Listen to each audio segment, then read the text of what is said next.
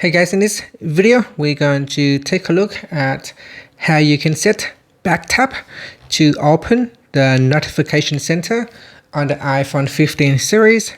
First, let's go back to the home screen by swiping up at the bottom of the screen. From the home screen, tap on settings.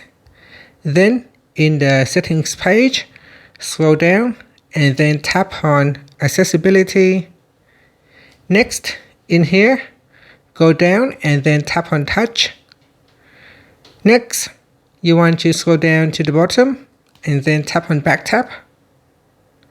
Next, in here, you could use double tap or triple tap. So I'm going to select double tap. And from here, we go down and select notification center. So make sure this option is selected. And that's it. After that, you can swipe up to go back to the home screen. Now, if you simply double tap on the back here, this will allow you to quickly open up the notification center. And that's it. Thank you for watching this video. Please like and subscribe to my channel for more videos.